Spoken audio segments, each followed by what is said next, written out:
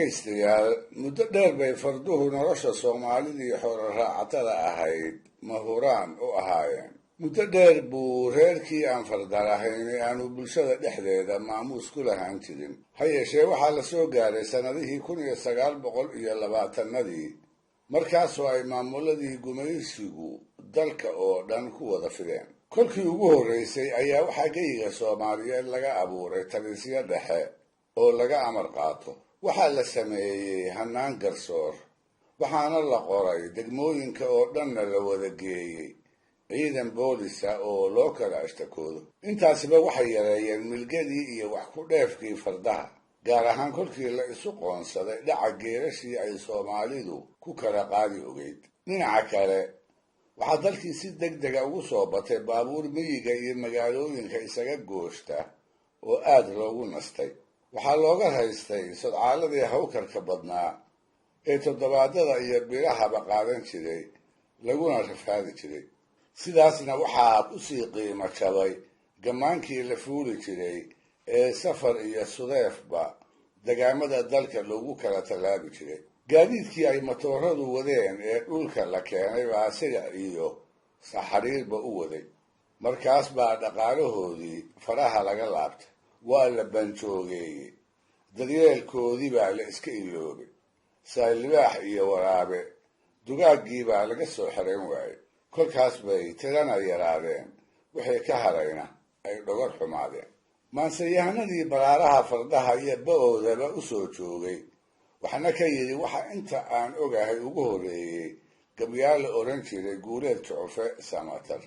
bartamihii 1930-nadii markuu ka yaabay sidii ay bulshadu ula dhaqmaysay iyo qiimo dhaca fardihii u dambeeyey ayuu tiriyey cunsudhaalay tix ku magacaaban oo tuduc ka mid ah uu meesigaas ugu calaacalay.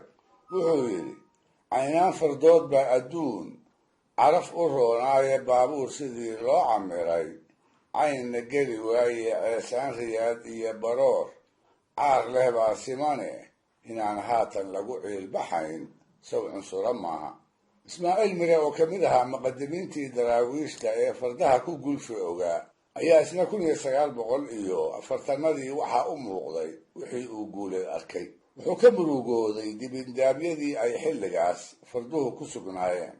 aad ayuu u damqaday markuu arkay sangayaashii inta wananka loo qaro barida laga waraabin jiray oo bananka looga soo hoyanayo, cid u xil qabtaana aanay jirin. wuxuu arkay halkii fardaha laga daryeeli jiray iyada oo dameeraha laga shuushaaminayo. taasina waxay ula ekaatay inay tahay astaan ka mid ah astaamihii soo dhowaanshaha qiyaamaha. gabay uu waayadaa tiriyey oo adduun dabadii la baxay ayaa waxaa ka mid ahaa, darmaanaha waraabaha digliyo loo dayacay haadda, dameeraha la bari siinayo iyo diibtan xamar qaayib, daayimow maxaa xigi, adduun dabadii weeyaan. Guuleed iyo Ismaaciilba waayadaas ay fardaha u calaacalayeen waa waayadii ay Soomaalidu magaalooyinka ku soo badanaysay oo la bilaabay in miyiga si xoog leh loo soo codleeyo. dabayaaqadii 1950-nadii markii la soo gaarayna fardaha Soomaalida wixii ka haray waxay iska ahaayeen wax aan cidina lahayn, xoolo aan la tabin, deerada iyo cawshana aan waxba kaga duwanayn.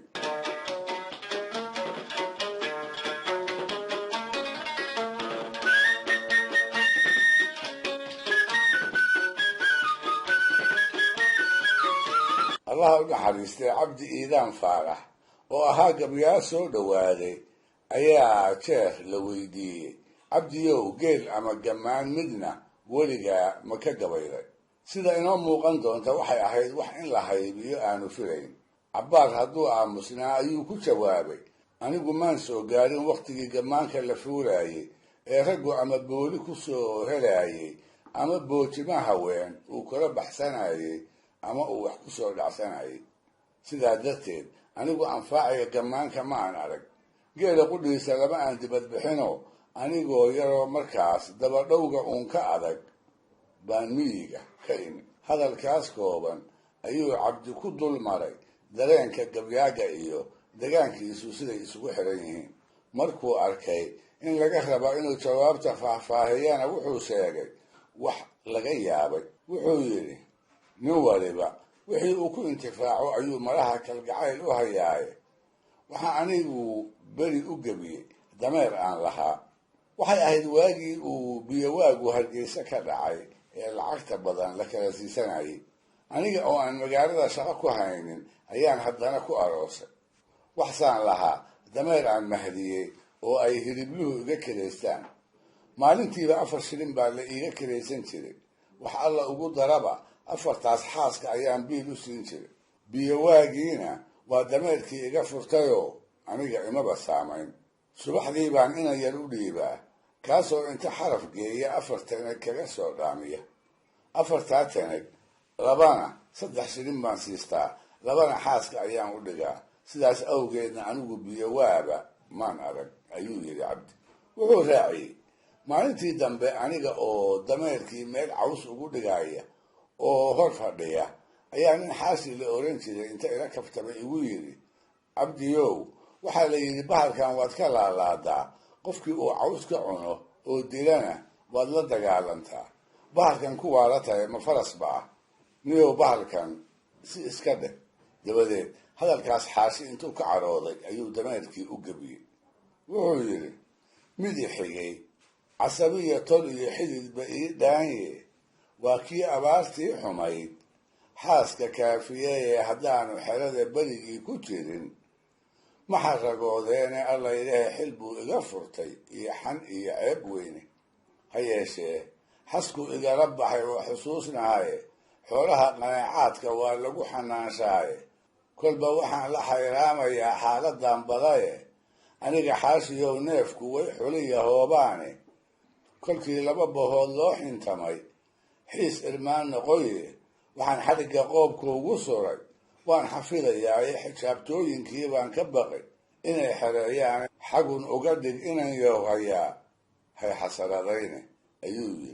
xijaabtooyinka uu sheegayaana waa booliskii aan ogolayn in xooluhu magaalada ay miraafaan oo joogaan oo warwareegaan, markaasay qaban jireen. sidaa darteed ayuu ku leeyahay, waxaan xadhigga qoobka ugu suray, waan xafidayaaye xijaabtooyinkii baan ka baqay inay xereeyaan. xagun uga dhig inan yowhayaa hay xasaradayn.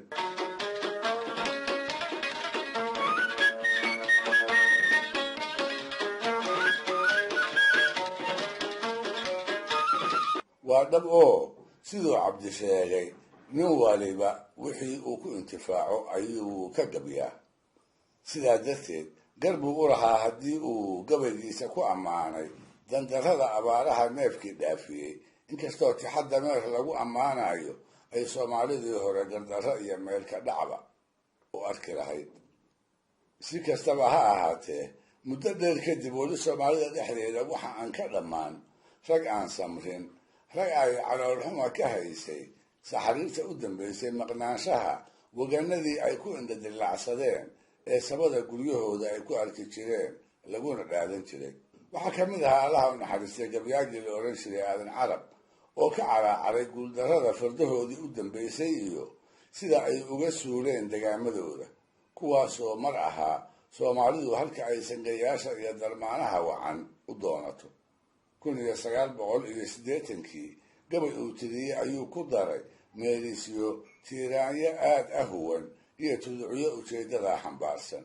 wuxuu yidhi, annagana sangihii qoofalaa sahala noo dhaafiye, sitaacii farduhu wuxuu ku lumay salow colaadeedee sayidkii dabeed sharaftu waa naga siloonayde.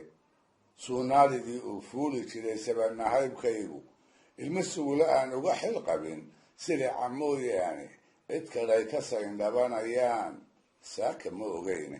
dhegaystayaal, barnaamijkii dhaqanka iyo hidduu maanta halkaa ha inoo joogo. waa inoo toddobaadka soo aadan iyo ku lamid ah hadduu eebba idmo.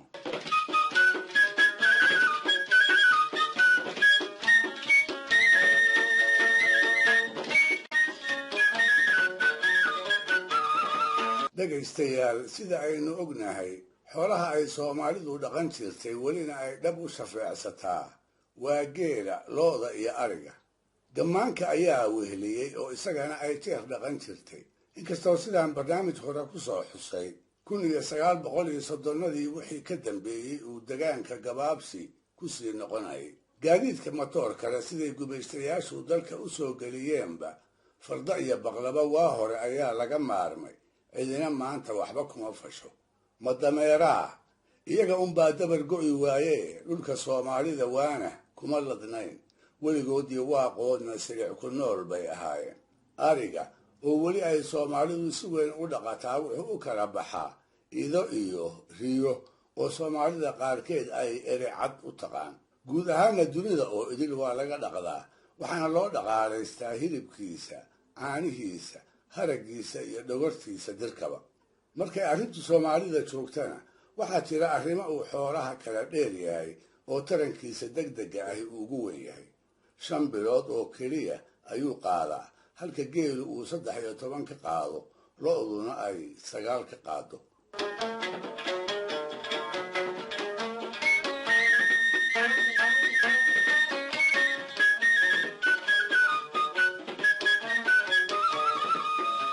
xilligii la joogaba arigu waa saad aan sahal ku idlaan jiiraalka ayay reer miyigu inta qashaan ku soo barbaxaan dayrta ama guga markuu badi u dhalo ee inta nurku samaada la caana diidana urgidiisa yaryar iyo baraarkiisa ayay birta saaraanoo dhayradooda ka haagaan markaas bay yar iyo weynba faraha dufan ku yeeshaan caanihiisa ayay dhayd suusac iyo garoorba ku dhammaanoo carruurtana ku korsadaan waa la lushaa oo burcad iyo sixin fara badan bay kala soo baxaan kuwaasoo ay jiiraalada u kaydsadaan si ay badarka ugu iidaantaan dhinaca kale halka ay adag tahay in hal ama awr uu qoysku keligii qasho arigu waa ka howlyar yahay oo qof keliya ayaa rida ama wanka gowrici kara haragga ka bixin kara dabadeedna intuu hilbihiisa googooyo karin kara amaba sori kara fudaydka loo shafeecsado isaga oo ka hadlaaya waatuu sayid maxamed masafooyinkiisa qaarkood ku yidhi ari waa nin maradiisa masagowga buuxdaa mar kalena tuduc ku jira gabay cali jaamac haabiil uu uladan lahaa ayuu ku soo qaaday wax dheefka geela iyo ariga lagu qabo waa tuducii ahaa caanaha had iyo jeera iyo heeshi ramag baale qumbe lala hagoogtiyo hilbiyo hawl yar ari baale hayinnimo wax lagu qaata iyo ku hinji awr baale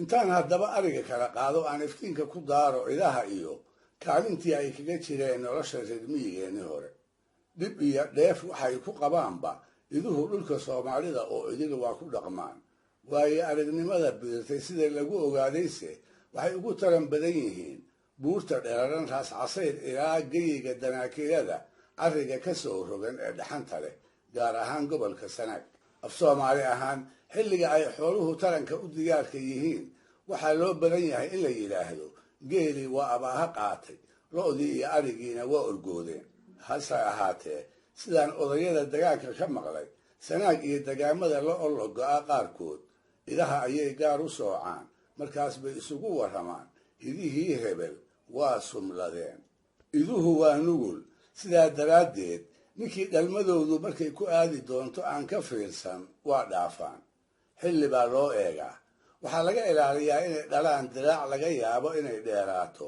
markaasoo ay u badan tahay inta duuqaan inay dabar go'aan waxaa ugu fiican bay odhan jireen bartamaha dayrta inay rimaan dabadeedna seerma weydada guga ay dhalaan sidaa awgeed xilli ay malaynayaan in la joogsan doono mooye goor kasta sumalka kuma sii daayaan taasna soomaalidii reer miyiga ahaydi waxay u heshay farsamada xamilka loo yaqaan ee wanka lagu xiro inuu laxda rimiyana lagaga hortago dhinaca kale sumalka idaha laga celin waayo isna si kale ayay u furdaamin jireen malmal bay inta u qasaan ka waraabin jireen kolkaas buu qooq furi jiray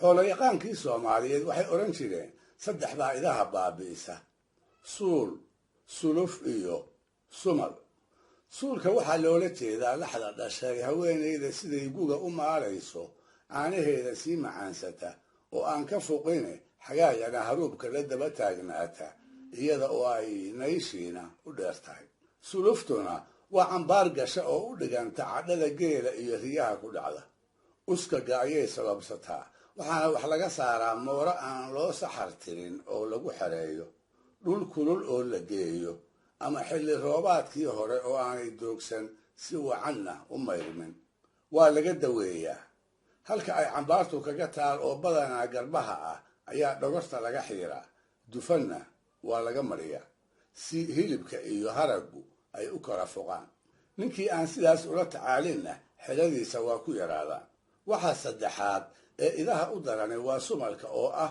wanka rimiya kaasoo sidaan soo sheegay ay ku riiqdaan haddii xilliga lagu sii daynayo aan loo meeldayin oo inay sumal xadaan aan laga ilaalin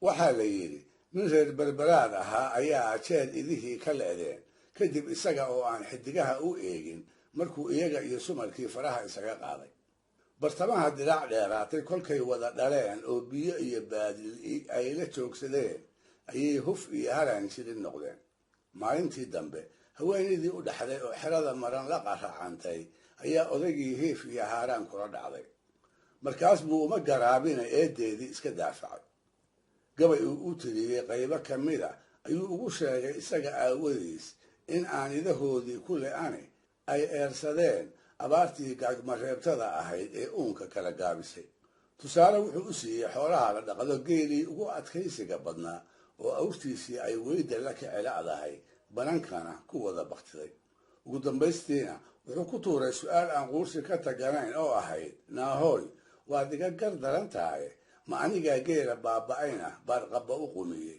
mase anigaa sumalla ku sii daayey halkuu dhaggii tixdaa laga qabsaday ayaa wuxuu ahaa haddii awriyo waadi lagu ogaa heerye inuu qaado uu wada habsaday hilimadii lagu hayaamayey oo uu so iyo hilibba gabay kaana yaa u hayay dhegaystayaal barnaamijkii dhaqanka iyo hidduu maanta halkaa inoo joogo waa inoo toddobaadka soo aadan iyo ku lamid ah hadduu eebbayno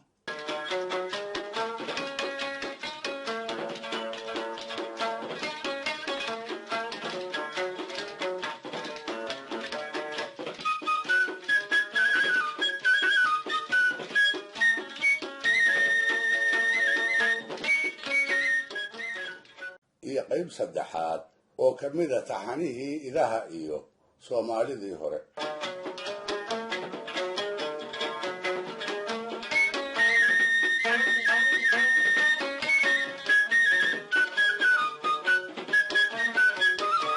dhegaystayaal inkastoo caanaha iduhu ay leeyihiin uraad loogu xisho haddana sababtii ugu darayd ee ay u dhaqan jireen caanaha keliya ma ahayne hilibkooda ayaa uga weynaa cunno ahaan reerka idaha lihi sida xoolaha kale ayuu u qashaa oo jilaalada markay caanuhu gaabtaan ayay ku soo barbaxaan saa waagii hore miyiga soomaalida bariis bur iyo baasta toona lagama aqooni hilibkooda iyo midka riyuhu haddii ay u sinmaan iyaga kooda ayaa shilisoo la door bidi jiray gabyaa soomaaliyeed oo u dan lahaa idaha hilibkooda inuu ka sarraysiiyo kuwa riyaha iyo ugaarta ayaa yidhi caatada riyaha lama qasho iyo cawlka joogsada ee caaniyo baruur baa nin raga caafimaad tara ah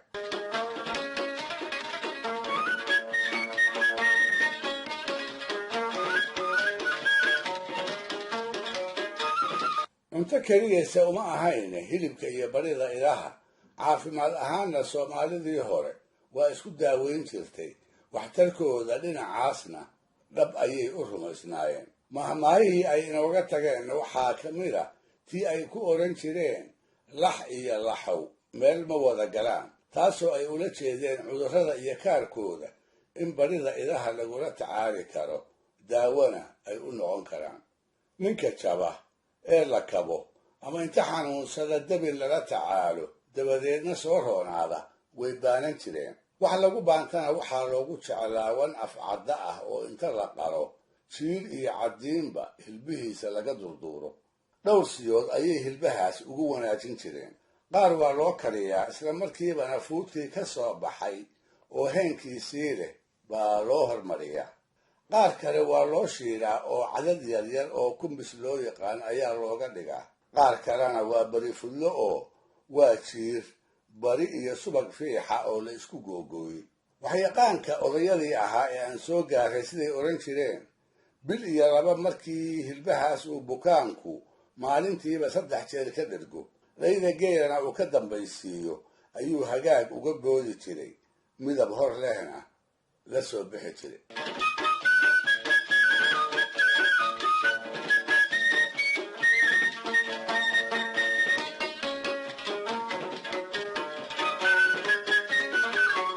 meeshii sare ee iduhu ay soomaalidii hore ka joogeen dhowr arrimood ayaa lagu tusaalayn karaa. waxaa ka mid a ninku markuu doono inuu xoolaha u xirto amaba sabab kale awgeed uu u allabaryo, neef ida ah oo wan ama sabeen ah ayuu ariga ka soo qabsan jiray.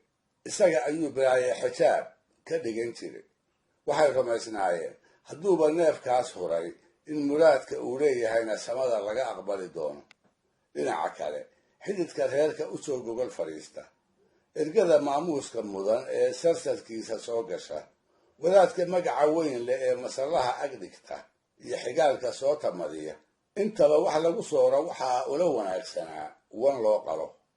reerkii hebel baan xalay ahaynoo wan buu noo loogay waxay ahayd ammaan uu ninkaasi ku laab qaboobaado, aqoonsiga bulshadana uu ku taabi jiray. haddiise haba shislaadeena ceesaan ama orgi uu martidiisa u qalo, isna magac kama heli jirin, iyaguna madadooda uma sheegi jirin.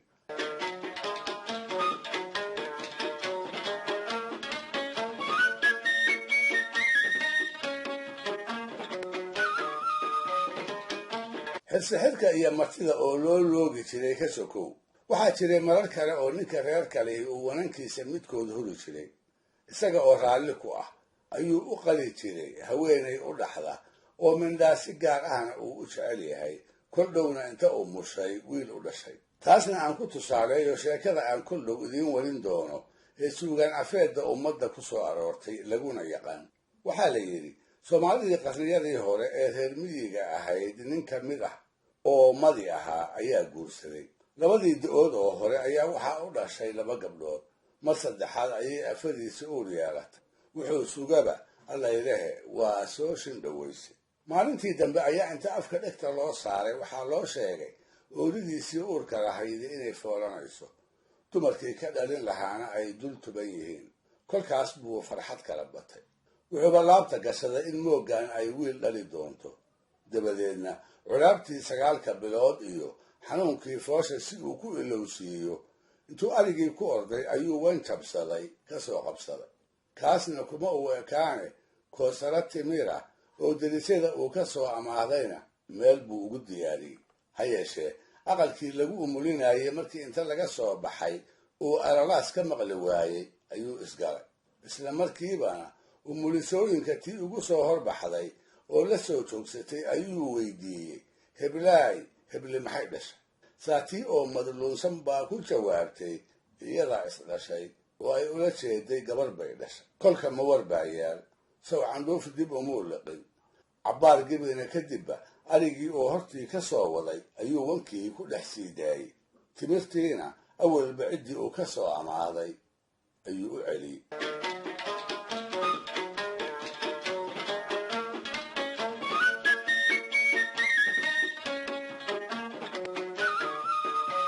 haweenaydii inanta dhashay waxay la garaad ahayd dumarkii soomaalida ee ay isku degaanka ahaayeen, isku sabankana ay noolaayeen. bulshaweyntii ay ku dhex barbaartay ayuunbay la hiddo ahayd. sidaa daraaddeed lama ahayn in ninkeedu uu ka gardaran yahay. muxuu wankii xarigga uga furay iyo muxuu timirtii kaaga ceshaday midnaba isma ay weydiin. saygeedana wax calool xumo ah uma ay qaadin. waxayba u qaadatay wixii uu ku falay inay ka mudnayd, marba hadday asaagii ka reebtayoo 3 gabdhood ay isugu xejisay.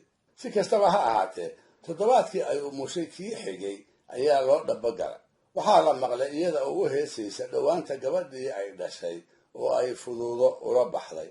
waayaabe canugta yar ayayba u haysataa wankii iyo timirtii uu aabbaheed ka ceshaday, iyada ayayna ku eedaynaysaa. waxay ka soo wariyeen inay lahayd fariid baa dhalan lahaayo, wan baa foorari lahaayo, rag baa faarixi lahaayo, min baa lay furi lahaaye, maxaa fududooy ku keenay.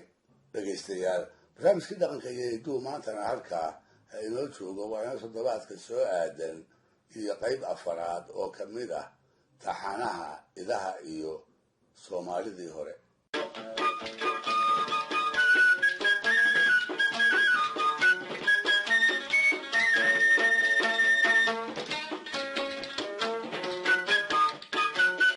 sida gabayga, geeraarka iyo jiiftada, hees dhaqameedii hore ma ahayn wax inta keligeed la curiyo fariimaha loo xambaariyo. tu waliba waxay ku larnayd cayaar la tumanayo oo madadaalo looga dan leeyahay, ama waxay la socotay hawl markaas la qabanayo oo hawkarka ay leedahay midhaheeda iyo luuqdeeda la isku ilowsiinayo. guud ahaan marka ay ku foogan yihiin shaqooyinka canaabta leh ee noloshoodu ay ku tiirsanayd, reer miyiga Soomaalidu heesihii ay ku luuqayn jireen waxaa ka mid ah meesiyada kala duwan ee xoolaha kuwa u gaarka ah, looguna heeso marka la aroorinayo ama la shubaayo ama la fulinayo ama la geedigelinayo ama la daajinayo ama galbihii la kala agaasimayo ama la mayracayo amaba xeryihii loo dhigay fiidadkii loo hoynayo. iduhu inkastoo ay yihiin labada qaybood ee arigu u kala baxo middood, haddana waxay leeyihiin hees u gooni ah oo marka meel uun loo kaxaynayo lagu hawadiyo. waxay ka mid tahay suugaanta dumarka loo tiriyo, haddiiba ragga iyo haweenku ay curinta suugaanta kala leeyihiin. sida la og yahay, ragga waxaa loo aaneeyaa tirinta heesta geela, midda looda, tan fardaha, midda maayada lagu magacaabo ee dabatadu markay ugaarta dagayso ay ku luuqayn jirtay, iyo qaar kale. dumarkase waxaa si gaara loogu sheegaa isku duwidda heesaha kabdasamayska, caana lulista, maqal wadista, maaweelinta dhallaanka iyo dhammaan tixaha gaagaaban ee hawlihii ay qaban jireen xiriirka la lahaa.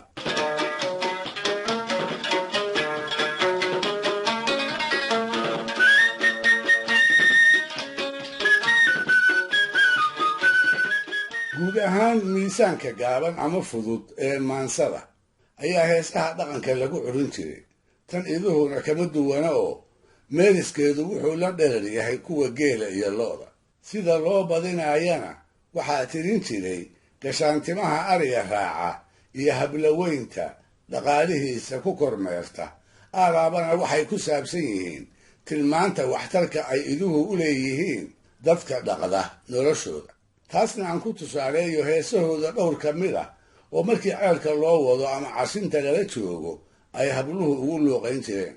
aan u horraysiiyo tix laga hayo gabadhii caanahooda ku soo kortay ee laxdu abaalka ay ku leedahay u qiraysay.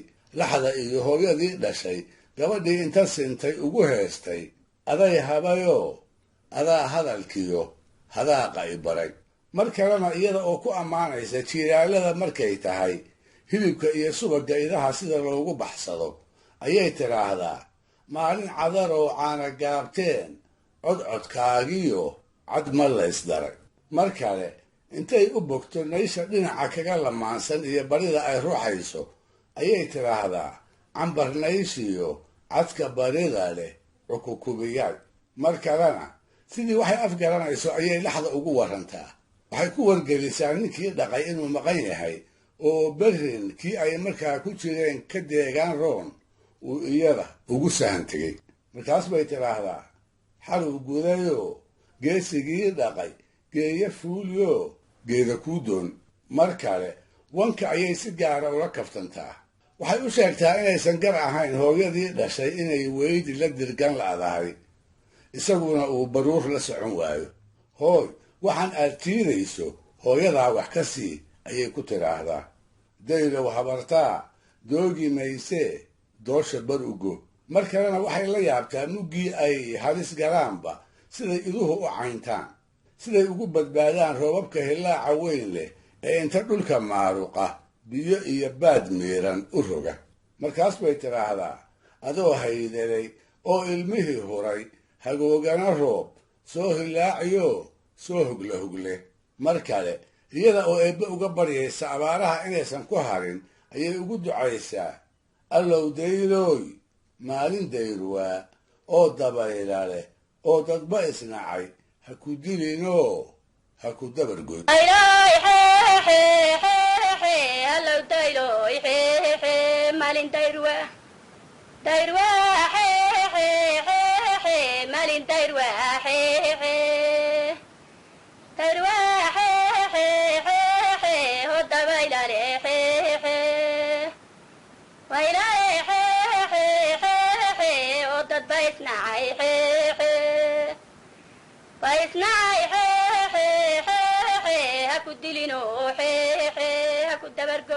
iduhu waxay leeyihiin socod qurux badan oo nin kale iyo adhitirtuba ay ku ildoogsadaan.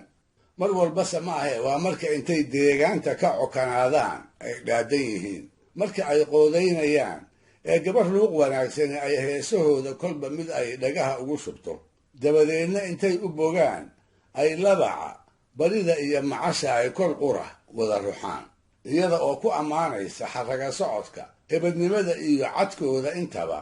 waatay gabadha wadaa odhan jirtay, idadhaylo ma leh oo dhaqayo ma leh, waxa loo wataa waa socod wanaag iyo sacab kumaal iyo sarar macaan.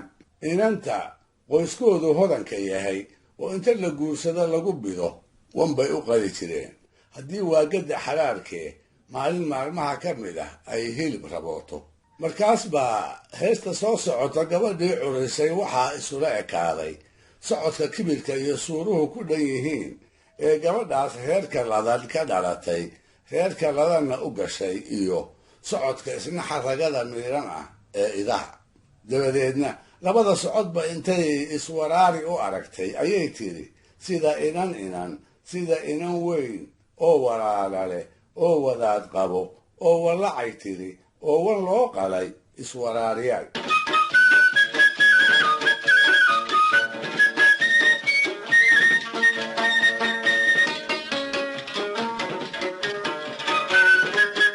inkastoo curunteeda uu dumarku u badan yahay, suugaantoodana lagu tiriyo, haddana heesta idaha ragga qudhigiisu kama caagana.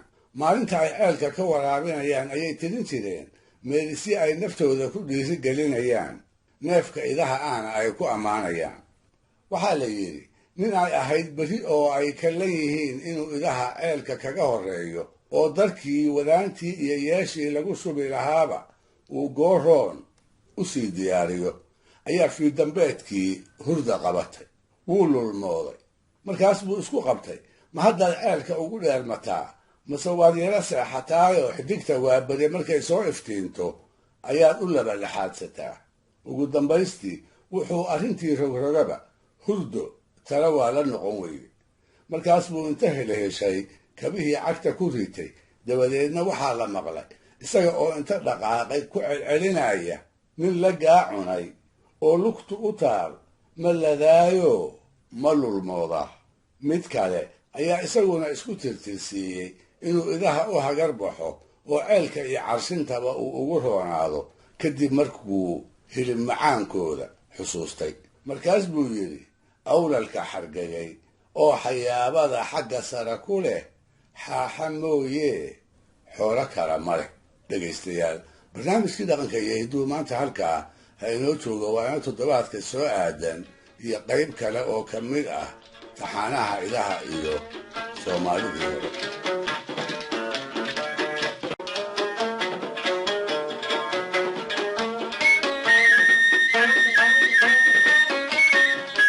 dhegaystayaal, xoolaha iyo ammaantooda markay joogto, gabyaagii hore ee soomaaliyeed waa laga fili jiray inuu geel ammaano iyo inuu faras ammaano. ha yeeshee labadaas mooye ciddii xoolo kale gabaya ku ammaanta way ku mahadsan jireen. taasina ha kuusii caddaatee dib u meeciso suugaanta soomaalida inteeda laga caymiyey. dhif iyo waa fara kudoon heese mooyee maansadii hore in laga dhex helo gabayo ama geeraaro looda iyo ariga lagu ammaanayo ayna tiriyeen hal abuurnimadooda raggii ay bulshadu ku muunayn jirtay. xataa gabyaagii ay la ahaato geela iyo fardaha mooye meesiyada kale qudhoodu inay ammaan mudan yihiin kuma uu dhiiran jirin, isaga oo ka yaabaya in lagu liido oo meeqaankiisa maansayahanimo uu hoos u dhaco. sidaas awgeed dhaliil mooye gabay ammaan lo-aadihii weli ima soo marin. waxaase la hayaa tix ismaaciil axmed gabyaa la odhan jiray uu jeer riyaha ku ammaanay, taasoo maansayahanadii la xilliga ahaa ay darteed ku daraabi jireen. laakiinse habkii uun la joogi maayee waxaa la soo gaaray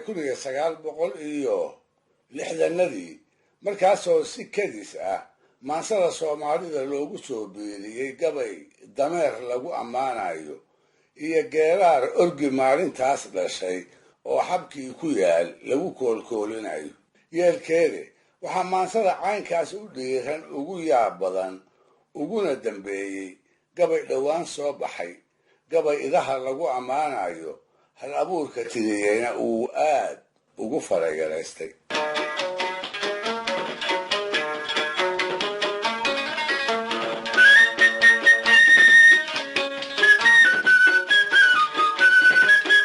macallin mursal siciid cali waa gabyaa sanaag bari ku barbaaray welina ku nool, halkaasoo lagu yaqaan idaha soomaalidu inay aad ugu tarmaan uguna bulaalaan.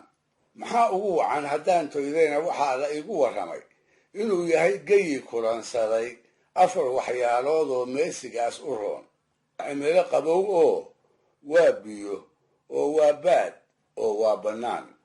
markaas baa macallinka hal abuurkaa waxaa gar ugu muuqday in gabay idil uu idaha u huro kuna ammaano, isaga oo dadkiibaa yara ilbaxaye in lagu dhaliilo aan ka yaabayn. gabaygaas oo dheer dartiis aan ka dhex doorto tuducyo koobanoo lagu tusaalayn karo meesha sare ee macallinku uu idaha gaarsiiyey iyo siduu xoolaha kale uga sarraysiiyey. bilowgaba jawaab hormarisa ayuu siinayaa soomaalida ay suurowdo in ammaantaas ay ku qoonsato. taasna wuxuu haddiiba ku xijinayaa caafimaad ahaan sida ay dadka waxtar ugu leeyihiin. siday la tahay hilibkooda iyo baridooda ayaa lagula tacaali karaa cudurrada durayga, dacarta, calool horaca, gooryaanka, qaniinka haraqa iyo bushiyo kale. wuxuu yidhi, maysiga dareeriyo gammaan sabadka noo doodan, ninba kuu damcaabuu waqiis duray ammaanaaye anna daylo iyo saalimaan doorkan qaayibaye, daruuraha cirka iyo waahilaac daadka soo rogaye dacartiyo suntaba waa dishaa, gaasku daashadayee carruurtoo intuu duray ku dhacay daaf la wada jiifta, gooryaan diloodoo dhammaan diifi wada hayso, bari bay durduurtaan markaba waa durduriyaan. gudcurdama adoo bohoraha iyo didibka jiiraaya hadduu haraq dayaysanin micida dhoosha kugu daabo degdeg baa wax loo quusiyaa. uuska darayga ah ee dadadii ku haysay iyo xumadii raacday daacada iyadaa u dooroon hantida daa'imkeen magane waa deeqiga xaayada ah dixata tuurayib.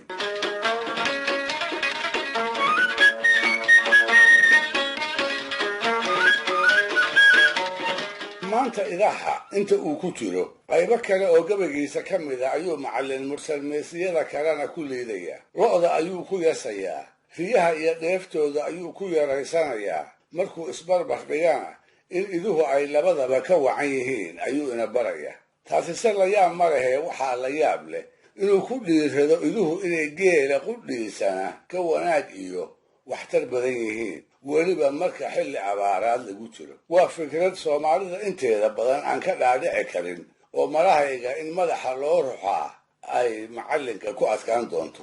yeelkeeda wuxuu yidhi, marti daal ka muuqdoo habeen soo duul timi reerka oo gaajo duruglaynayoo dool ku jiray maalmo oo ay abaar daran jirtuu dumaya reerkeennu, dambar iyo karuur lagama helo, dayrcadkii dhalae daandheerta lama soo godlado, dayra dhaafyada ee intay ganafka kugu duugto bay dib isu laabtaaye doobi looma qaato banaha dabac ma maaraane iyadaad u dabaxdaa martida darib ka siisaaye xeeradii daboolayd hilbaad daafta marisaaye dufanka iyo fiixeeda badan waa dudubisaaye iyadaa u dooroon hantida daa'imkeen magane waa deeq ilaa xaayadaa dixata tuuraayib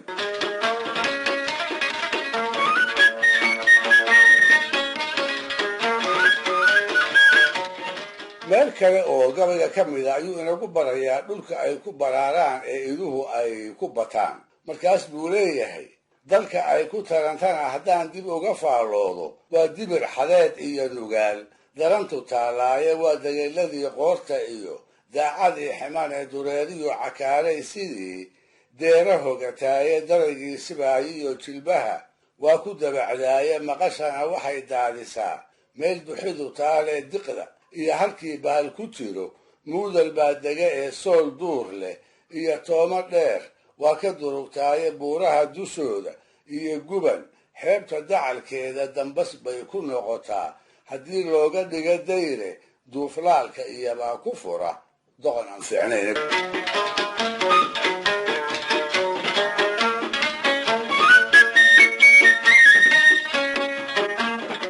waagii hore ee xiriirka caalamiga ahi uu soomaalida ku yaraa mar walbaba xoolaha dhadiga iyo laboodka dhadiga ayaa la jeclaa sidaa daraaddeed ninka idihiisu ay labood badan guga dhalaani wuu qawadi jiray isaga oo ka cabanayana wuxuu odhan jiray idihii waa iga waraneeyeen hase ahaatee waayadii dambe oo soomaalidu ganacsiga dhoofinta xoolaha ay baratay maraakiib guraysaana ay xeebaheeda ku soo xidhatay ayaa la jeclaaday laboodkii awal aan la rabi jirin lacag badani markay ka soo noqotay ayaa wankii la mahadiyey oo sagobkii la tirsaday awrkii shislaana awrta kale laga soo dhowaystay arrintaasna macallin mursal kama uu ilduufine wuxuuba ku daray sababaha ay ammaantiisa iduhu ku mudan yihiin wuxuu carabka ku dhufanayaa markii la dhoofiyey kadib sidii ay cid waliba wax uga dheeftayoo reerkii dhaqday iyo dulaalayduba ay lacagaha qaraad jeebabka uga buuxsadeen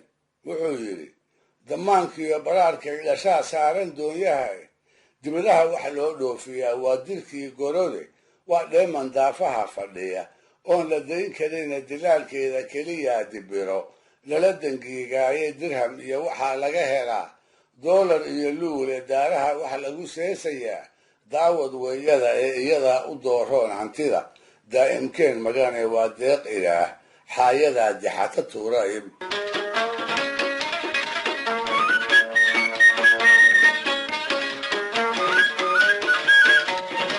isla beryahaas oo ku beegan wixii ka dambeeyey 1950 ayaa gabar soomaaliyeed idihii ay raaci jirtay u heestay waa u ducaysay show qaarkood baa sabanka dhulka carabta inta reerkoodu u dhoobsaday lacagtii ay baxeen qayb ka mid ah dhar loogu soo galay maalintii dambe iyada oo dharkii cusbaa huwan oo hagoogan bay idihii isdhex taagtay markaas bay ugu luuqaysay 3 meelisoo sababta ka keentay iyada uuni ay markaa garanaysay gadaalkiise lala ogaaday waxay tidhi allow carabtii cancantuulayd cambar kuu saar waana laga aqbalay waxaadna ku garataa cid walba idaha soomaalida sida ay ugu haliilayso waa ganacsatada xooluhu siday ku waramaane dhegaystayaal barnaamijkii dhaqanka iyo hiduhu maanta halkaa inoo joogo waa inoo toddobaadka soo aadan iyo barnaamij suugaaneed kale oo kan oo kale ah hadduu dhegaystayaal dhulka soomaalida oo adduunkii hore lagu magacaabi jiray dhulka punt haatanse soomaaliya loo yaqaanay wuxuu ku yaalaa kobta geeska loogu yeero oo dhaca cirifka ugu dambeeya afrika waqooyigeeda bari xagga barigu waa dhul hooseeya oo kulayl badan waqooyiguna waa banan iyo buuro aan waxbeerista ku fiicnayn inkastoo ay ka jiraan dhanka biyaha iyo daaqa meela ku yara roon kuwaasoo ku teedsan biyo mareennada aalaaba qalalan ee togoga lagu magacaabo wuxuu dalku leeyahay 2 webi oo jubba iyo shabeelle lagu kala magacaabo kuwaasoo dhex qulqula gobollada koonfur galbeed oo ah dalka oo idil meelaha ugu dhiraysan ee kaymaha ballaari ay weli ku dambeeyaan dhinaca xeebaha waqooyiga waxaa ku yaal buuralay silsilad ah oo golis loo yaqaan taas oo taxan laga soo bilaabo raas casayr iyo meesha ay baduhu isaga darmaan ilaa dhulsaraadka amxaarada. sida la og yahayna buulaleydaas halka ugu dheeri waa buurta surrad cad lagu magacaabo oo jooggeeda lagu sheegay ku dhowaad 8,000 oo cagood. magaalada berbere ayay dhanka bari kaga beegan tahay, qiyaastiina 150 kilomitir ayay u jirtaa. dalka intiisa badan cimiladiisu waa midda kulul ee lagu yaqaan agagaarka degaanada dhulbaraha ku yaal. guud ahaanna heerkulkiisu wuxuu u dhexeeyaa 80 ilaa 110 darajo oo ah qiyaasta Fahrenheit-ka. 4 nur ama 4 xilli ayay Soomaalida sanadu ugu qaybsan tahay. waa gu, waa xagaa, waa dayro, waa diraac. guga iyo dayrta oo keliya ayuunbaa cirka laga sugaa roobabka ugu waxtarka roon ee geyiga ka da'a, inkastoo ay yihiin kuwo aan sidaa usii badnayn. sidaa darteedna aan isku hadlays lahaynoo waaye la helo waaye kalena baaqsada. taasina waa sababta ay biyuhu dalka ugu yar yihiin ee daaquna uu gabaabsiga ugu yahay. waa isla sababta ay abaaruhu ugu soo noqnoqdaan ee kolkii waa la joogaba ay xoolaha iyo dadku u baaba'aan. taariikhda Soomaalida waxaa weli lagu xusuusan yahay magacyadii loo bixiyey abaaro ba'an oo xilliyo kala duwan dalka soo maray, sida haariya, xaaraama cuna, hawaara, gaadaweyn, hargacuna, mugweyn, dabadheer, baastaaley iyo kuwo kale oo dhaxba tirada dadweynaha aad u kala dhantaali jiray. xagga sayniska iyo culumta degaanka markii laga eego, waxaa jira sababo la yaqaan oo dartood ay abaaruhu ku dhacaan, kuwaasoo xaalufka dhulku uu ugu weyn yahay. hase ahaatee ummadaha diinta islaamka rumaysan oo ay Soomaalidu ka mid ka tahay waxay qabaan inay jirto sabab kale oo kuwaa ka weyn darteedna ay abaartu ku timaado. waxay qabaan inay ka mid tahay hababka uu eebbaweyne aadanaha u ciqaabo, siyaalaha uu u abaal mariyo markii ay ka leexdaan waddadii uu u jeexay, ee waxyaabihii uu faray ay fartoomi waayaan, kuwii uu ka reebayna ay ka reebtoomi waayaan. sida qur-aanka meelo dhowra kaga xusanna, cirka oo dhibcihiisa lagu celiyaa waa ciqaab eebbe, dhulka oo caws iyo midho dhali waayaa waa ciqaab eebbe, xoolaha iyo dadka oo gaasirmaana waa ciqaab eebbe. abaartuna waa intaas uune, meel kale ha ka doonin.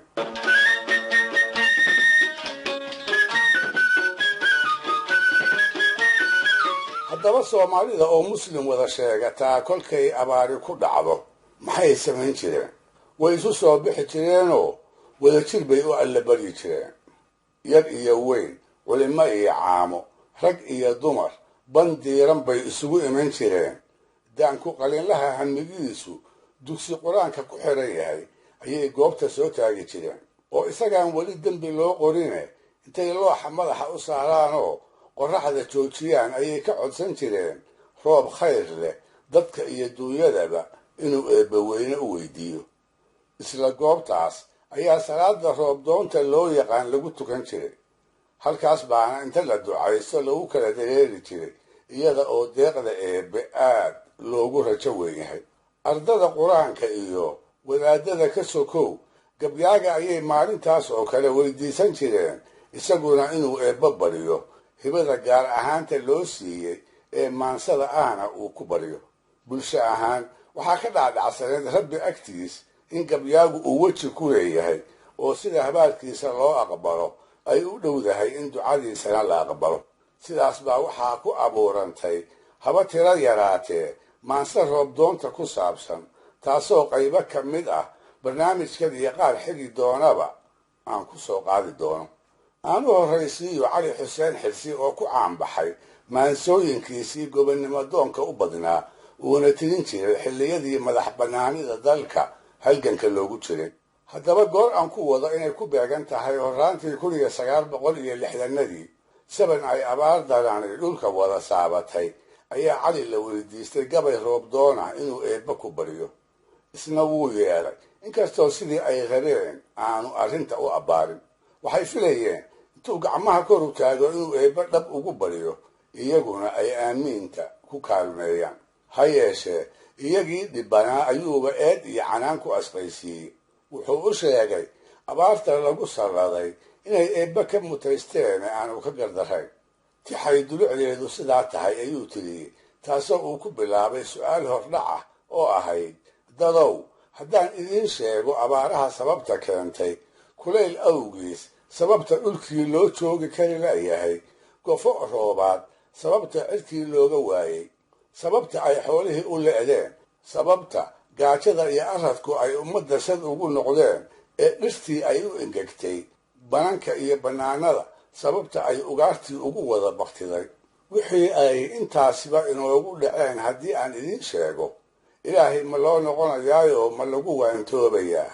su-aashaasna wuxuu ku yidhi: nimanyow abaaraha dhiciyo beliya aafaadka, dabka ololi uumiga ka karay aradka guudkiisa, raxmaddii ilaahay waxay inoogu iman weyday ee ariya geelii marshay ee ebarka noo saaray, aradka iyo gaajada waxay nagu alhuumeeyey, geeduhu waxay u engegeen, ubaxna loo waayey ee ay ugaadhu u baktiday, ayda miranaysay eerkaa wixii dhigay haddaan idin ogeysiiyo, ilaahay ma loo noqonayaa?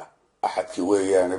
jawaabtii cali uu dadweynihii ka helay waxay ahayd: haayo, eebbe waanu u noqon, waanadaadana waxbaanu ku qaadane, barcalow noo sheeg waxa aanu galabsannay oo eebbe uu roobkiisii nooga daystay.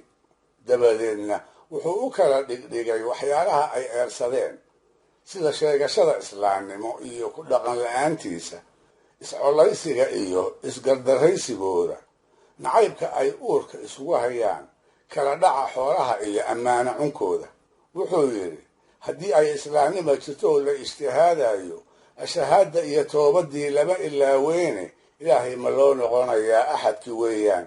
goortay ilma adeeradii uurka ka colowday, igaad weliba kii xigay, markuu dhacay adduunkiisa goortii ammaanada la cunay, ehelku kuu dhiibtay inkaraadi goortay timi, ee aamin la iswaayey afka buuxi mooyee, markay aayar socon weyday inay samadu naga oodantaa, waa abaalmarina, ilaahay ma loo noqonayaa? axadki weeyaan. alalaasku goortuu ka karay or iyo duulaanku, nimaan ayra kaa dhicin, markii udubka loo saaray, oofaha markay kala heleen kaalka la afeeyey, goortay asayda u xireen, ooliduu mehershay, maatadu markay ooyayeen loo arxami waaye, markii aabbayaa lagu dilay ee gaban agoomoobay, inay samadu naga oodantaa waa abaalmarine, ilaahay ma loo noqonayaa? axadki weeyaane. sababaha samada looga ooday isaga oo weli dadkii ku baraarujinaya ayuu kuwii hore ugu daray qaar hor leh, sida barashadii diinta oo afafka shisheeye laga doortay, dhaarta beenta ah ee laga xabsiinayo, xalaashii iyo xaaraantii oo la kala sooci waayey, salaadii oo laga tegay iyo ugu dambaysta shaydaan oo loo hoggaansamay. wuxuu yidhi: axdinimaad ahaydeen markuu oofin kari waayey, aayadaha diintaa markii iida laga doortay, isimkii ilaahay markii la istixayn waayey, akalkaad cunayseen markii loo abtirin waayey, inay samadu naga oodantaa waa abaalmarine, ilaahay ma loo noqonayaa? axadki weeyaane.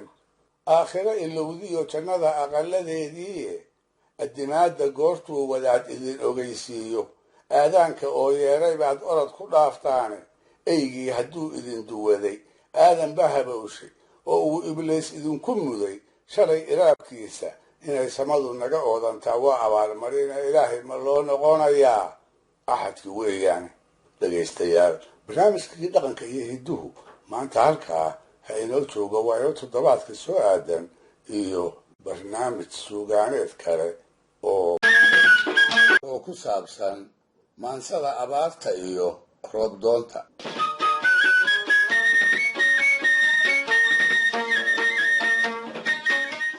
dhegaystayaal, in badan sidaynu u soo joognay, dhowr sano markii ay soo wareegtaba waxaa Soomaaliya ka dhici jiray, welina ka dhaca, abaaro dadka iyo dunyaduba ay ku naaftaan. nasiib daro, cilmiga saadaasha hawada iyo cimilada dalka lagama aqoon, sidaa darteed abaarahaas bulshadu kama tabaabushaysan jirin. laba xilli roobaad oo isxiga markii la waayo, ayuunbay ummaddu sansaan abaaraa dareemi jirtay.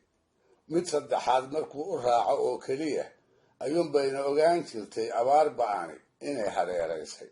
hababka isgaarsiinta iyo iskaashiga caalamiga ah oo taag daraa awgeed siday maanta isugu furan tahay dunidu isuguma furayn. sida waayadan la isugu gurmadana aadanuhu isuguma gurman jirin. sababtaa awgeedna abaartii dhacdaba waxaa xigi jiray geedi tira dhaaf ah iyo macluul baahsanoo badanaa aan waxba laga qaban kari jirin. si kastaba ha ahaatee waxay abaaruhu ugu daraayeen ganacsiga badaha shishadooda intii aanay soomaalidu baran. waxay ugu qoob cuslaayeen dunida kale intii aanay xidhiidh kala yeelan. xoolaha nool oo ahaa hantida qura ee ay lahaayeen baad iyo biyo la-aan kolkii ay eber la noqdaan ayuu dadkuna gaajo iyo cudur u dhammaan jiray. tolal dhan oo reer hebel loo aqoon jiray ayaa tusbax go-ay noqon jiray. markaasoo tirada guud ee dadweynuhu ay aad u gaasirmi jirtay. goortay tara fara ka haadana wixii la badbaadin karo ayay badbaadin jireen.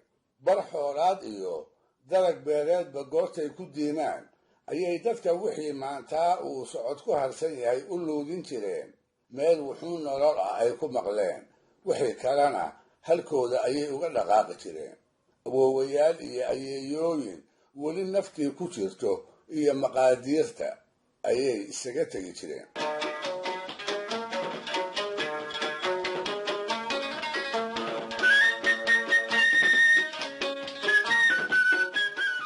anoo gabana ayaa waxaan maqli jiray abaar diirata ah oo dalka ka dhacday awgeed in tol soomaaliyeed uu beri kob cidla-a kaga tegay dumar tiro badan oo macluul la dirgan waayey.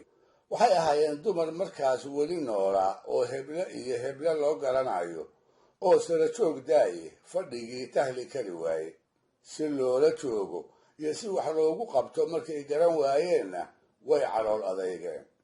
waxaa la yidhi xero ay u oodeen bay sidii xoolihii ku gureen, dabadeedna intay oodafadii u dheereeyeen kaga dhaqaaqeen.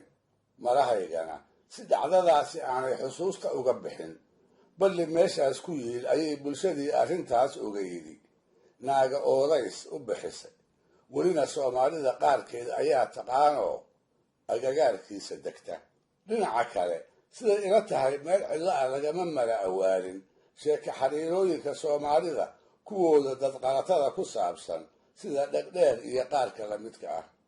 mar walba oo sheekooyinka caynkaasii ay igu soo dhacaanba waxaan iska kari waayaa inaan mareeyo wuxuun xiriira oo ka dhaxeeyey iyaga iyo abaarihii hanti oo idil uu dadku ku waayi jiray dalkana ka dhici jiray.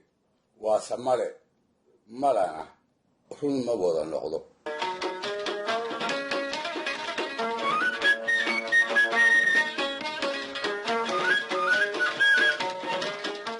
waa tahay raggii tiriyey maansada xilliyada abaaraha ee baweyne lagu bariyey ee roobdoonta loo yaqaan waxaa allaha u naxariistay ka mid ahaa carays ciise kaarshe oo sidaan mar walba idhaahdo ahaa hal abuurkii meekhaanka sare saarka soo gaarsiiyey sigayna in gabayga uu la soo simo. waxay ahayd sanadkii 1946 qarnigii aynu soo dhaafnay iyo abaartii bacnayd ee waagaa dadku ku naaftay gobollada qaarkoodna baastaaley looga bixiyey. beryahaas ayuu cadhaystiriyey saar roob doon ah oo si qoto dheer uu eebbe ugu bariyey isla markaasna uu ku faahfaahiyey dad duunyo iyo dagaanba dhibaatooyinkii ay dalka ku haysay. isaga oo adeegsanaya aftahamo kasta oo uu ku muujin karo baahida iyo jilicsanaanta ay ummaddu qabto ayuu soo bandhigayaa sababihii ay la ahayd inay soomaalidu eebbe naxariistiisa ku mudan tahay, kuwaasoo ay islaamnimadu ugu horrayso. wuxuu eebbe uga calaacalayaa abaarta darteed dhalaal iyo habeenba kulaylka lala hadsan waayey oo lala hoyan waayey. sidoo kale wuxuu ka murugoonayaa dhirta qaawanida isku waraysatay ee markay dusheeda ku qallashay ay caleentii ka wada biday dabadeedna u ekaatay wax aboor ka haadhay. marka xigana si uu baryadiisa u cusleeyo wuxuu ka cabanayaa taagdarrada soomaalida. wuxuu qirayaa inkastoo ay dowlad tahay haddana in aanay isu kaalmayn karin oo xukuumaddu aanay lahayn awood ay abaarta wax kaga qabato sababtoo ah iyadoo 4 sano oo keliya laga joogo gumaysigii shisheeye markii uu dalku ka xoroobay. wuxuu odhanayaa eebow haddaan Soomaali nahay sanca ma naqaan, eebow sida qaramada hore u maray farsamooyinka lagu tartamaayo aqoon uma lihin, eebow waxaan dhaqannaa waa xoolaha nool oo geelu ugu foolaadsan yahay, iyagiina abaartii baa la tagtay. eebow caanaha iyo hilibka aan iyaga ka helo ayaanu weligaya ku noolay, maantase waa nagu gabaabsiyo cayr iyo calool maran baanu ka simanay. waxaanu nahay muslimkana waad u hiilisaaye, eebow maanta na furo oo na badbaadi. intaas iyo ka badanba si aftahanima ku dhantahay ayuu Carays ugu kala dhigdhigayaa saarka dhextaalkiisu yahay ilaahowna hamba qabo, oo tuducyadiisa ay ka mid ahaayeen habeenkii lama hurdo dharaartii lama harsado, cirkii waa hooran yahay, dadkii haaduu hayaa, hodan adigaa ahoo islaamka u hiiliyee, ilaahowna hamba qabo na soo hoob waa horree. higliyo geedkii harweyn abaar baa hoolatoo haraad baa looga kacay, hodan adigaa ahoo islaamka u hiiliyee, ilaahowna hamba qabo na soo hoob waa horree. cadow hoostiisa iyo hog baa laga soo baxoo tallaabadu horuma kicin, haddaan haabhaabad nahay abaar nagu haawatiyo hantaaturra kama baxnee, hodan adigaa ahoo islaamka u hiiliyee, ilaahowna hamba qabo na soo hoob waa horree. qaruumaha horay u maray hub halisay suubsadeen, dayaxay haanhaansadeen, annuna xoolo aan horriyo horweyn aan soobsaniyo, haleela aan maalna iyo hilbiyo caanaan niqiin, waa harag waxaan haysanee, hodan adigaa ahoo islaamka u hiiliye, ilaahowna hamba qabo na soo hoob waa horree.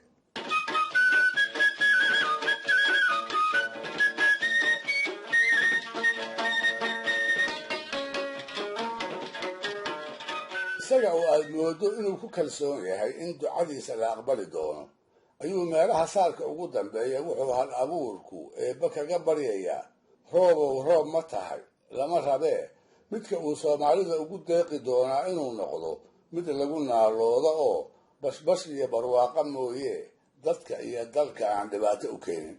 wuxuu ku xijinayaa kooxo tira yar oo habowsan markii laga reebo ummadda inteeda badani inay muslim quman tahay, sidaas awgeedna ay ilaahayd gar ugu leedahay inuu roobkiisa ugu deeqo. ugu dambaystana si isbihinbihini ku dhan tahay ayuu saarowgu eebba uga duraamanayaa roob ka da'a ka gees iyo ka gees dhammaan dhulka Soomaalidu ay ku dhaqan tahay, roob doogga iyo tigaadda uu bixiyo lagu naaloodo, abaarta iyo wixii ay dadka badayna lagaga haysto. wuxuu yidhi, habeen roob soo hugmoo hanqar iyo rida hilaac, ugaartaa hawdka iyo haadkuba ay biyeelaan, dadkuna haakaa la dhaho aan bala hoosta ugu jirin, adaa noo heli karee rabbigayow nagu hagoog. hodan adigaa ahoo islaamka u hiiliyee, ilaahowna hamba qabo na soo hoob waa horree.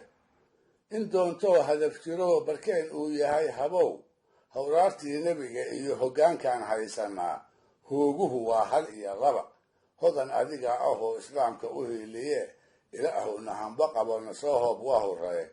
dhulkeennii hooyo waa ka wada haybaysanaa, hagaag baan kuu baryay midaan loo gelin hayaan, aan bala hoosta ugu jirin, adaa noo heli karee rabbigayow nagu hago. hodan adigaa ahoo islaamka u hiiliyee, ilaahowna hamba qaba na soo hoob waa horree. hargeysa iyo hurdiya hubyiyo hooraawa jeer, hareeraha haawinaa, halkaan iyo buurha kaba, hiiraan meesha ay dhahaan habaas weyniyo hawaash, intii geel laga hoyo hoggaan awr lagu qabto, haybtii Soomaalidiyo hilbuhu ay ka hadlayaan, hagaag baan kuu baryay hirdoogle iyo caleen. hodan adigaa ahoo islaamka u hiiliyee, ilaahowna hamba qabo na soo hoob waa horree. dhegaystayaal, barnaamijkii dhaqanka iyo hidduhu maanta halkaa ha inoo jooga, waa inoo toddobaadka soo aadan iyo ku lamid ah hadduu eebba idmo.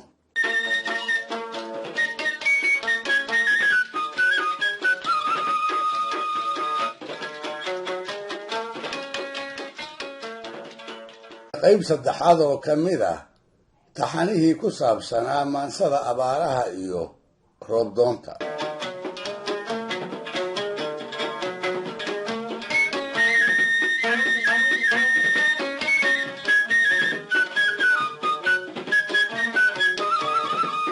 dhegaystayaal, haddii si kooban loo qeexo, roobdoontu waa tuugmo, waa baryootan si kal iyo laab ah xagga eebbe loola jeesto, maalin gaajo iyo haraad lala ildaran yahay oo gaagmareebta abaarihii ay dhulka saabato.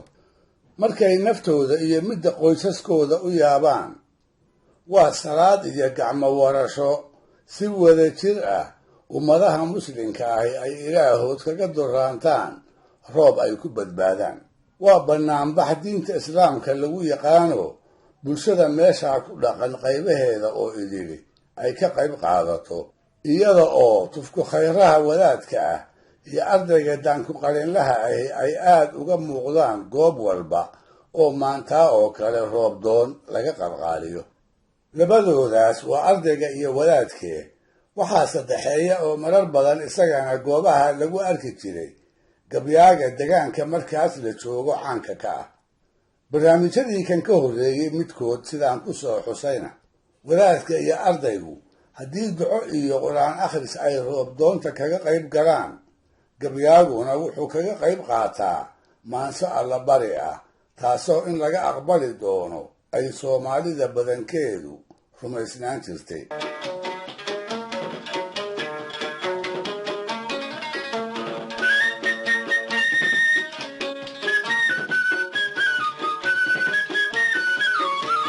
ha yeeshee maalmahaas oo kale tixaha la tiriyo qudhowda isku si maansayahanadu uma abbaaraan. mid baa isaga oo aan u gogol dhigan toos u bilaaba maansadiisa uu ducada ka buuxiyey. eebbe ayuu aad isugu liidaa, tabardarradiisa ayuu muujiyaa, ilaah buu hufaayo awood iyo hodantooyo oo idil isaga u qira. erayba eraygii uu ka qoto dheer yahay ayuu ku duceeyaa, isaga oo aad uga cabanaya dhibaatooyinka faraha badan ee abaartu ay uunka ku hayso. allah u naxariistay sidii calays ciise ayuu eebbe ku baryaa tix u eg saarkii qayb ka mida toddobaadkii hore ayduna halkan ka maqasheen ee dhex socotadiisu ahayd: hodan adigaa ahoo islaamka u hiiliye, ilaahowna hamba qabo na soo hoob waa hurree. dhinaca kale waxaa isaguna jira maansayahan baryada eebbe aan ku degdegine ka hormariya canaan iyo cambaarayn kulul oo uu u jeedinayo maantaa bulshada roobdoonta isugu soo baxday. wadar ahaan ummadda ayuu ku eedeeyaa inay iyadu abaarta garabsatay, sidaa darteedna aanu isagu eebbe weyne waxbana ka saarayn. dembiyadii ay galeen iyo kuwa ay weli faraha kula jiraan intuu u kawkabiyo ayuu kula taliyaa inay toobad keenaan, inay muslim quman noqdaan, in colaadaha iyo daadiska dhiigga walaalahood ay ka caaganaadaan, haddiiba roob iyo naxariista eebbe ay rajo ka leeyihiin. sidii alla u naxariisagii cali xuseen ahaa ayuu gabaygiisa ku soo gebagabayn jiray: eygii hadduu idin duwaday, aadan ba habowshay oo uu ibliis idinku muday, shalay iraabkiisa inay samadu naga oodantaa waa abaalmarine, ilaahay ma loo noqon hayaa axadki weeyaane.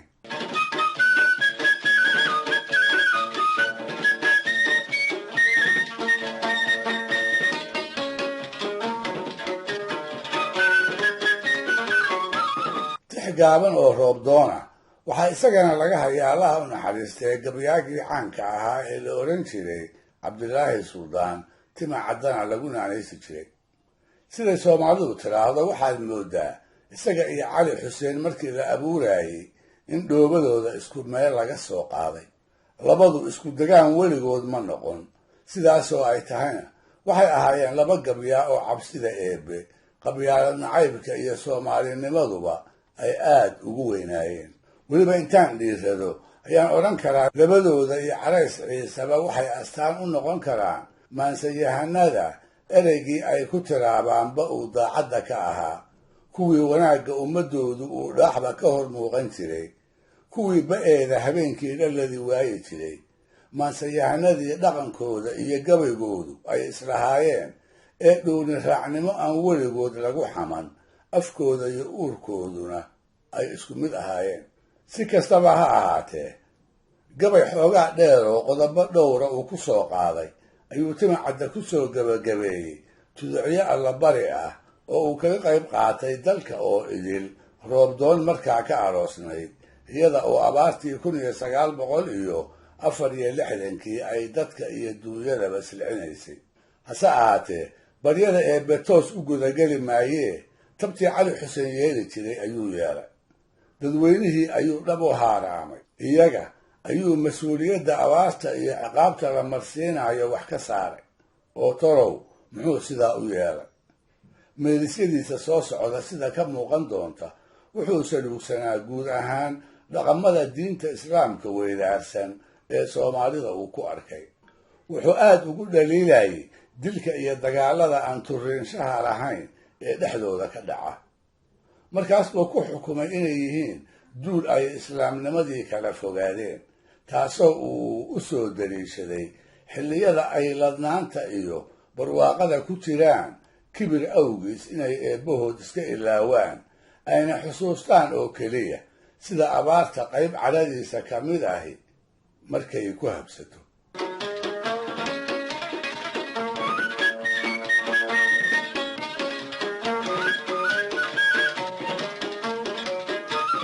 wuxuu Timcadde tixdiisa ku bilaabayaa tilmaan naxdin leh oo abaartii xilligaas uu inaga siinayo. wuxuu ina dareensiinayaa inay si walba uga duwan tahay abaar kasta oo markaas ka hor dalka ka dhacday. oo halkeebuu warkaana ka helay? odayo badan oo da'ah iyo waaye arag doora oo uu waraystay ayaa ugu warramay iyada oo kale waa abaartee inaanay weligood u soo joogin. waxay tixdu dhammaanaysaa gabyaaga oo erey qura oo tuugmo ama duco ah aan ku tiraabin, asii Soomaalida u sheegay hadday roob doonayaan waxa ku habboon inay yeelaan iyo sababaha Rabbi deeqdiisa ay ku mutaysan karaan. isaga oo aad mooddo inuu ku dhici kari laayahay amaba uu ka xishoonayo dadkan dhaqan xumadooda iyo anshax darradooda uu arkay inuu eebbe u baryo, ayuu meeliska tixda ugu dambeeya wuxuu ku odhanayaa maanta oo kale allihii roobka u di'in jirayow, Soomaali waa liidataa, waa dandarraysan tahay. wuxuu yidhi abaar soo rahday, jiilaal surkaxan, samada oo qiiqday dhulkoo seeman, geedkoo solmaye cawshu socon weyday, siigadii hawaara iyo ilaa saxalkii dooryaanle intay sigatay waxa ii warramay soo jireennada mid ka siifad kululmaynu arag sabanka maanta. waa tii saraayi iyo colaad loo sakaar jabaye, waa tii surkaa wada gigtaye kibir saroognayday sayndheerihii inuu onkado lala saqaafayey subax iyo waxaa lagu baqdaa sadarka yaasiine samir iyo salaad iyo ducaa lagu sugnaaday. markay suruqdo uunbay indhaha sare u yuubtaay, subaxday nimcadu taagan tahay waa sidii kale haddii aad iswada saamaxdaan saaka wuu curanne ilaahii dhibcaha siin jirow way silloon tahay.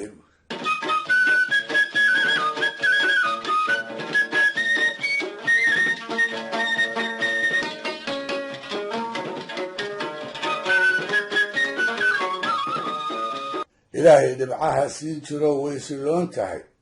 aragtidayda meeliskaas si toosa duca ugama muuqato, haddana mid ka xeel dheeri ma jirto. dhegaystayaal, barnaamijkii dhaqanka iyo hidduu maanta halkaa ha inoo jooga. waa inoo toddobaadkii soo aadan iyo ku lamid ah hadduu eebba idmo.